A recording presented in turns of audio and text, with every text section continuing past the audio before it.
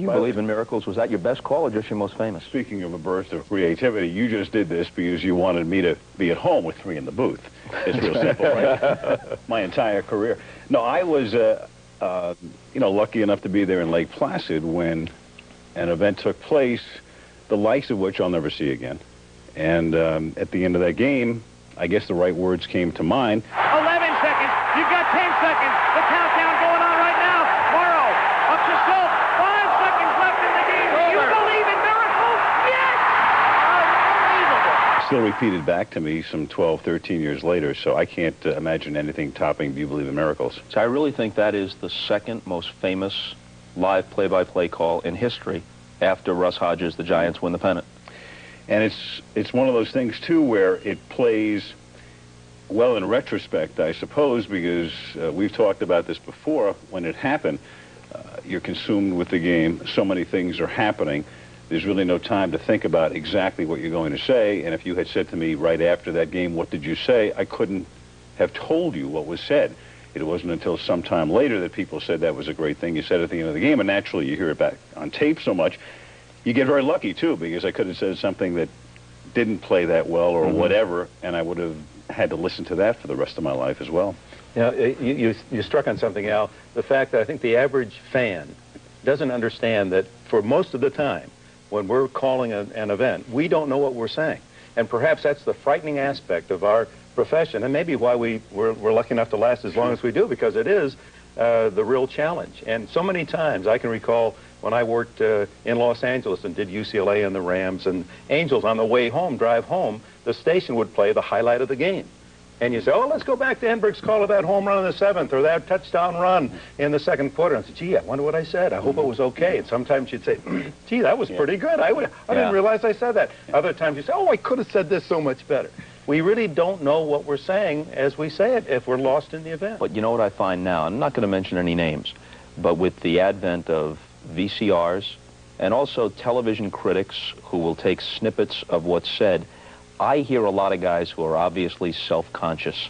They're obviously, if they haven't scripted it, they're obviously thinking and they're pausing for a beat, especially in a big moment, and they're saying, will this play all right in transcript form? And to me, that takes some of the flesh and blood out of it, because a great call does not necessarily look good in transcript form. Well, I know that to this day, I'll talk to various people who write about television around the country prior to doing a big event, a Super Bowl or whatever, and they'll say, well, what will you say at the end of the game? And I'll say, well, wait, I don't know. Even if you were to tell me exactly what would take place, you just have to trust your instincts, and we've been, all of us in this business, long enough that you get to a certain point because you have had the right words come at the right time, and you just have to trust yourself. Otherwise, it's going to sound contrived and rehearsed, and you don't want to get into a situation where all you're trying to do is wind up with best comment or cutest phrase or whatever in a paper the next day. That's not why we're doing this. What's the best sport to broadcast? Baseball. Baseball radio. I think it's the ultimate test of any announcer. If someone came to me and said, I have 100 young men and women that want to be sportscasters, I think they all have talent. You have 48 hours to find out which is the one of them in there really has the talent. You have 48 hours. You put them all in a radio baseball booth and let them do about 2 innings of baseball, listen to that, and you'd pick them out in a hurry. Same answer? Oh, yeah, it has to be. And you know, we're lucky. I mean, Dick and I came up the same way, and that's where you hone your craft. You're the only guy I know who had relatively limited radio experience and became a terrific play-by-play announcer. I think almost everybody else began with pretty extensive radio background. But I grew up listening to radio, and I was something of a student of it and had a respect for it, which a lot of modern-day television guys do not. You're right. There's a transition taking place right now. A lot of people will just come straight from wherever they are to television and do it in that way. But I think when Dick and I were getting started in this business, that's where you learn the fundamentals. That's where you learn to put sentences together, complete sentences, because in television oftentimes we're speaking in terms of captions and ellipses and all of that, and you don't have to complete your sentence, and the sentence structure doesn't have to be the same as it is on radio. In radio, you clearly have to paint the picture for the person in the car at home. What's the best event you ever broadcast? The single game or event that stays with you?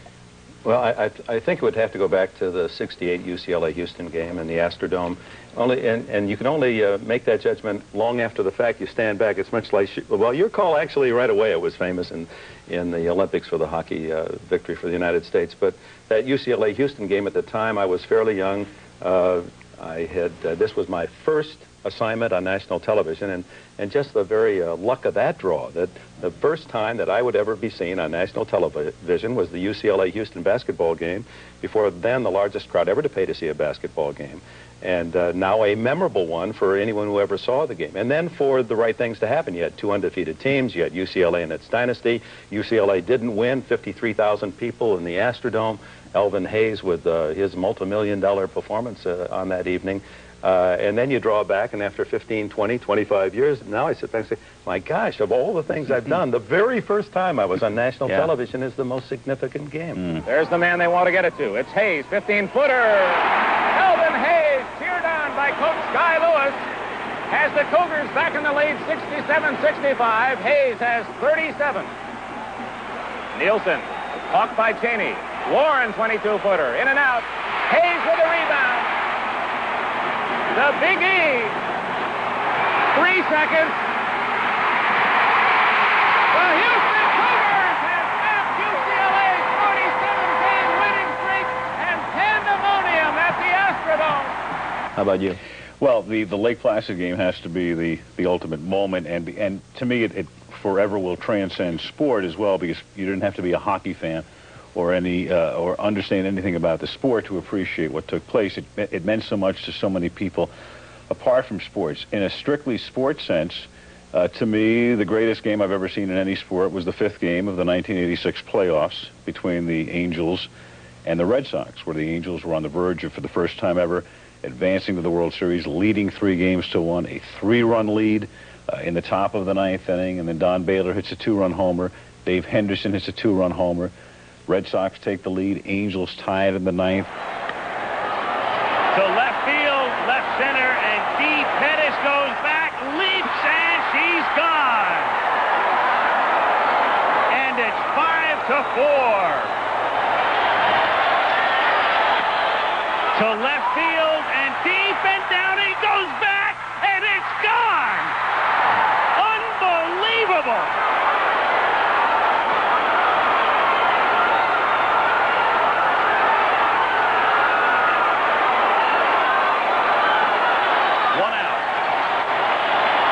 Ahead, 6-5 in the bottom of the 9th inning.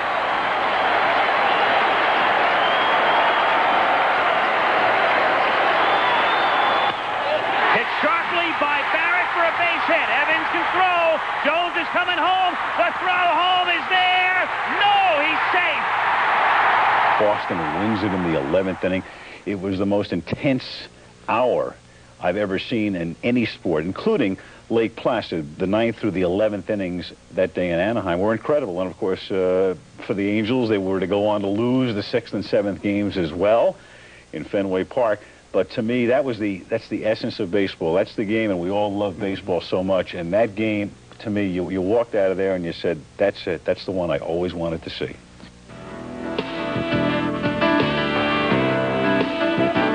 watches a lot of sports and maybe thinks that it's easy to broadcast a game. And in a sense, that's a tribute to you guys, if you make it seem so enjoyable and so comfortable that it appears easy. What's it like in those moments when so much is happening and so much is at stake and there's so much to keep track of? What's it like in your head? You know, it's all a blur, and maybe that's why I get some critical letters at times. But Bob, I think it's people would have to understand our passion for what we do, the love that we have for the game. And first of all, you walk into the booth loving the game, loving the opportunity to be such an integral part and sharing that game with a major audience, that you almost beg for that time when it is a huge game and it builds toward that ultimate drama, that you get lost into it. And as we've said before, that you really don't know what's happening around you. I mean, people are screaming in your ears, they're taking camera shots, people are feeding you information, statistics, you yourself are trying to color it and paint it and accent whatever is happening, if it's a television game. And when it's all over, if it's been a good game, probably you've been good. I think, you know, you in a way become the opposite of a fan during those times, or at least I've learned to try to do that, because the place goes wild. Occasionally, the people around you get swept up in it, either in the truck or the support people that you're working with in the booth. And I've learned now to think to myself to the extent of the hotter it gets in the arena or stadium, the cooler I've got to remain. So when everybody's going wild and it's frantic on the field, and it might be frantic in terms of the production elements that surround you, it's almost as if I say, shh, quiet for a second. Let me think this through. Let me just get on top of this. You can do this in television because the pictures will tell you a good part of the story. Radio might be different in this regard too, because people want to know what's taking place, and you have to describe it and explain it. But you just take a step back and say, wait a second, let me get the essence of this right now. Because if you start getting caught up in little nuances at that point, that's not what you're there to do. I think at that point you just have to see the whole picture, figure out what's most important, and lay back as much as you can. You know, I think in this television era, it's a good color man who recognizes, well, let me take it a step backwards. I think you were one of the first to recognize this and really play to it properly, that even a great play-by-play man must often be secondary to the color man in modern network television, because you're writing captions, people can see what's happening, and if you've got a great personality like an Al McGuire, or you work with Merlin Olsen or Bud Collins or whomever, those people rightly are going to assert themselves. But I think the analyst or color man must remember that at the most dramatic time in a game, it scarcely matters if the tackle has moved a half step to his left, or if the third baseman has moved off the line a little bit. Get it in if you can. But what matters is the drama and the theater, and those moments belong, even on television, to the play-by-play man. And even on radio, the space. We used to have a signal, whether with the Rams or the Angels, UCLA, and often, even if I was working alone, I'd put my hands up like this as if to say, you know, when I did the one-announcer game after the no-announcer game, I found myself going like this. There's no one else to be quiet but me. But in a way, and I still do it in the booth. I'll put up my hand to tell my partner that I'm not going to talk, and you could probably keep talking if you want, but I don't think it's the time to. That this is a time where the pictures and the crowd, Lord Byron couldn't write the captions to these pictures, so let it all happen for a while, and then we'll come back in.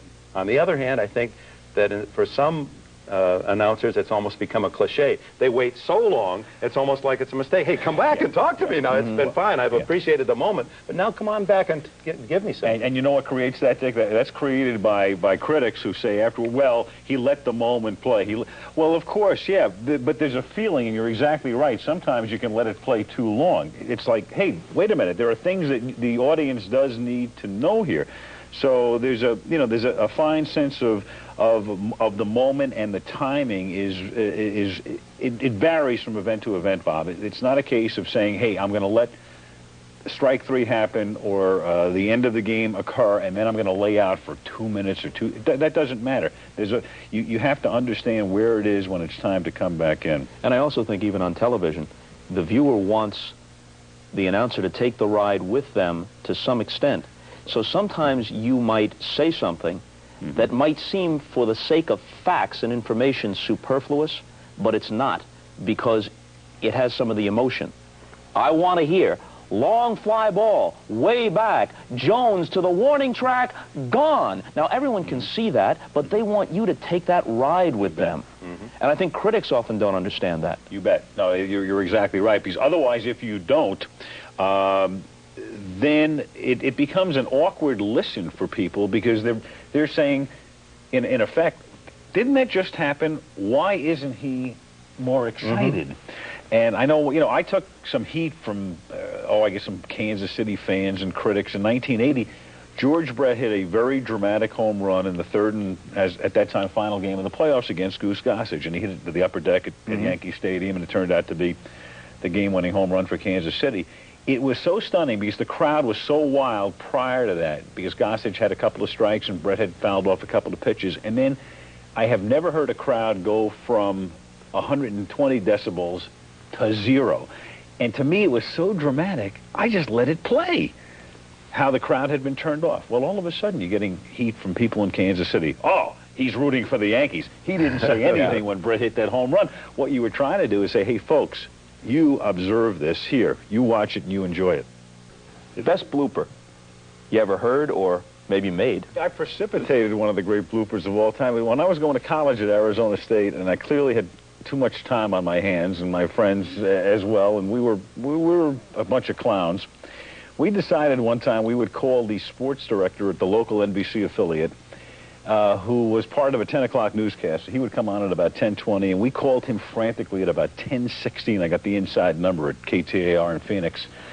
And I got on the phone and I said, Bob, his name was Bob Vache. I said, Bob, this is, and I can't remember the fellow's name, but whoever the publicity director was for the Phoenix Giants, who had just become a Pacific Coast League franchise at that time, the San Francisco Giants AAA team.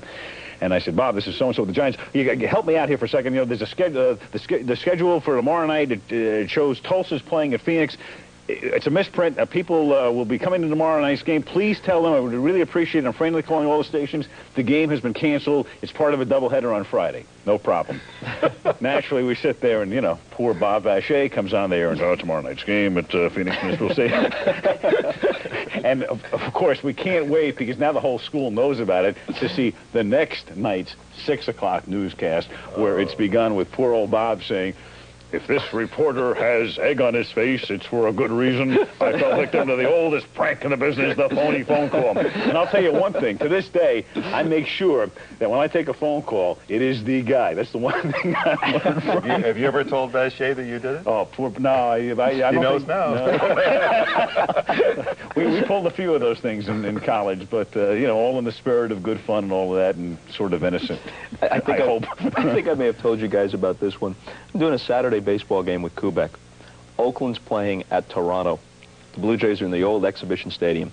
Tommy John knocking around trying to salvage his career. He's about 45 years old. Oakland signs him. They haven't activated him for the roster. He works out with them before the game. He's in uniform on the bench. About the 6th inning, the camera settles on him. I try to think of a caption to write beneath the picture. I say, Tony, there's Tommy John. Great veteran left-hander. Might be bound for the Hall of Fame. World Series for both the Dodgers and the Yankees. 20-game winner in each league. Just trying to hang on, eke a few more victories out of that tired old left arm. He's not quite ready yet. They say they'll have him in the rotation in a couple of weeks, but first, he'll be pissing in Appleton on Monday. You know, I knew what I wanted to say, and I was pretty sure what I had said, and I look at Kubek, and he looks back at me, and I realize I'm going to have to provide my own rejoinder. So for better or worse, I say, well, come to think of it, Tony, he'll probably do both if he stays in Appleton long enough. I'm not sure that made it any better at all. Usually, if you just let it go and forget, people say, he didn't really say that. He couldn't have really said that. I was thinking back, and this is maybe away from the point, of the early days and the fun days in radio, when you were at a small station where you really could try the ridiculous things, like you spoiling this guy's fun in Tucson or in Phoenix, that to break up the player on radio that hadn't been broken up was the whole game. No one could get through without having to really go crazy on the air, laugh and break up and be out of control. And when I first started at little WCEN in Mount Pleasant, Michigan, I was so serious. They were trying all the tricks in those days. You know, burning, you'd be on the air and that guy'd come in with a cigarette lighter and burn the copy at the bottom, and you'd be trying to put out your copy while you're reading the news and all of that stuff. Turn out the lights in the middle of the broadcast, that sort of thing. We had a cat at WCEN that had caught, sadly, a leg in a trap. So I had to amputate it. So I only had 3 legs. And they called it Conelrad. And this cat would hop around the studio, and it was our excuse for anything that went wrong. If a record was miscued, Conelrad, boss, I mean, you know, jumped up on there and miscued the record or whatever. Just one day, my booth for the broadcast had a window in it about like this, and it was just enough for 2 people to sit in. And on the other side was the man who ran the control, the engineer who ran the control team. And I went up on a Saturday night. I had my little headlines. All right, today on sports, Michigan beats Michigan State, Central Michigan over Eastern Michigan. All the big scores from around the country right after these words from Fabiano Brothers Beer. And then I'd run into the wire and get all the late West Coast scores. You'd get the halftime Cal and UCLA and all that. When I ran in, somebody had come into the booth and stapled all of my copy one to the other to the other. So when I went to turn the first one, I had to rip it off to get to the next one. They were all stapled together. That kind of got me thinking about laughing.